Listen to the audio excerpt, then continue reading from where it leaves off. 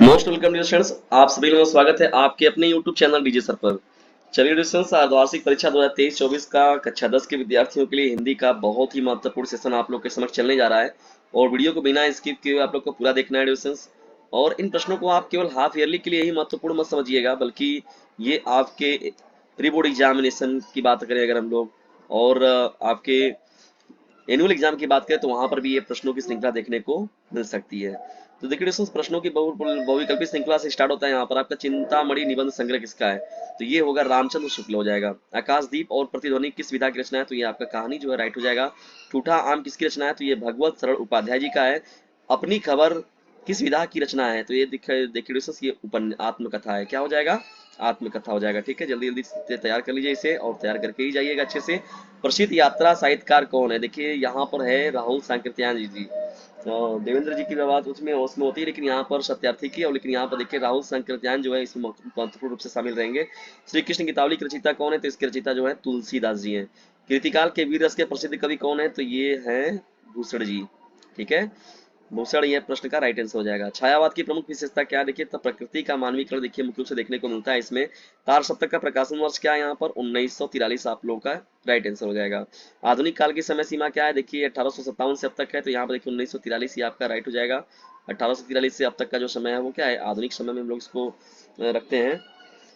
चलिए 11वें प्रश्न की बात करते हैं। 11 हास्य रस का स्थायी भाव क्या है, देखिए हास होता है, स्थायी रस का स्थायी भाव अगर देखा जाए चरण कमल बंधु हिराई में देखा जाए तो यहाँ पर आपका रूपक अलंकार हो जाएगा। सममात्रिक छंद कौन सा है, दोहा सोटा रोला बरबे, तो यहाँ पर रोला आपका करेक्ट हो जाएगा, क्योंकि ये कहा जाता है प्रत्येक चरण में कितनी मात्राएं होती हैं और ये सीधा सीधा हो जाता है। पर्यावरण शब्द में प्रयुक्त उपसर्ग कौन है, तो देखिए परी हो जाएगा इस प्रश्न का राइट आंसर। युष्मत सर्वनाम शब्द का द्वितीय वचन क्या है, तो ये देखना है डिस्टेंस इसका स्वरूप यदि आप लोग अच्छे से तैयार करेंगे तो उसको कर जाएंगे।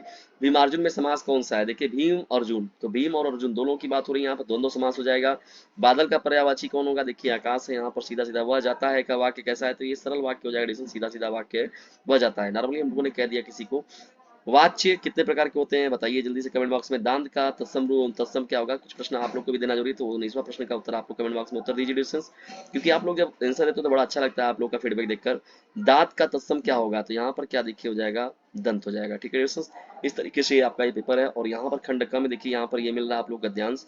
कुसंग का जो सबसे भयानक होता है, बहुत ही मोस्ट इंपॉर्टेंट ये पैरा है डिस्टेंस। इस पैरा का स्क्रीनशॉट मान लीजिए और इसका पीडीएफ यदि प्राप्त करना चाहते हैं तो 950 690 227 नाम के नंबर पर कर दीजिए व्हाट्सएप मैसेज। अथवा में देखिए यहाँ पर दिया गया डिस्टेंस, इसे भी तैयार कर लीजिएगा आप लोग, इसके बेस पर भी देखिए यहाँ पर दिया गया है।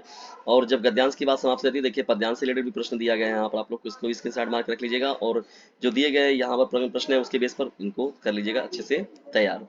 अथवा में भी देखिए प्रश्न मिला आप लोग को यहाँ पर, इसके अथवा में भी।